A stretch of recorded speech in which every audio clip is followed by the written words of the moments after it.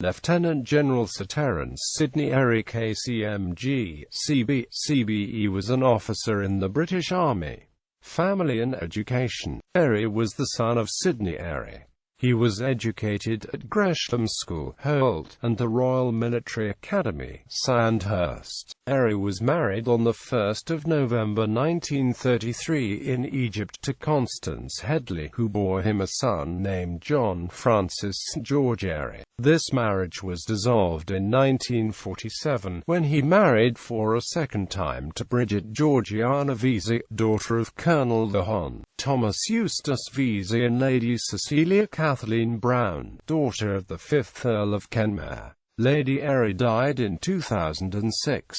Military career. Before the Second World War in 1919, Airey received a commission in the Durham Light Infantry. He later passed the Staff College and went on to serve as a staff officer in the Sudan in 1929 and on the British military mission to the Egyptian Army. Second World War. Airey was still involved in military affairs at the outbreak of the Second World War. In 1941, he was serving under General Sir William Platt in Abyssinia, after which he returned to General Headquarters in Cairo, where he was appointed Director of Special Operations and later Director of Military Intelligence. During the latter part of the Tunisia campaign, Airey served as a brigadier in the 18th Army Group. In June 1944, Airey was promoted Major General and was later appointed Assistant Chief of Staff to General Harold Alexander. In this capacity, he flew to Switzerland with Lyman Lemnitzer, both disguised as Irish businessmen, to meet Alan Dulles.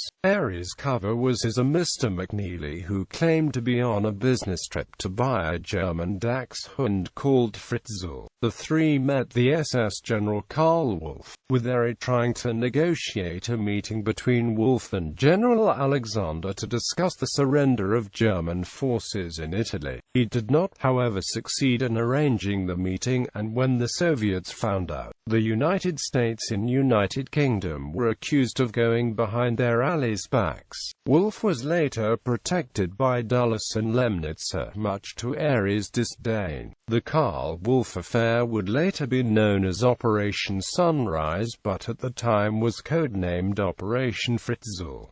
Post-war service. After the war, Airey served for a year as Chief of Staff to Commander-in-Chief of Central Mediterranean Forces and was for a time acting Deputy Supreme Allied Commander in the Mediterranean Theatre. In 1947, he was appointed Commander and Military Governor of the Anglo-American Zone, Trieste, which was later handed over to the Italians and Yugoslavs. The position was originally intended to be only temporary, but Airey continued in it until 1951.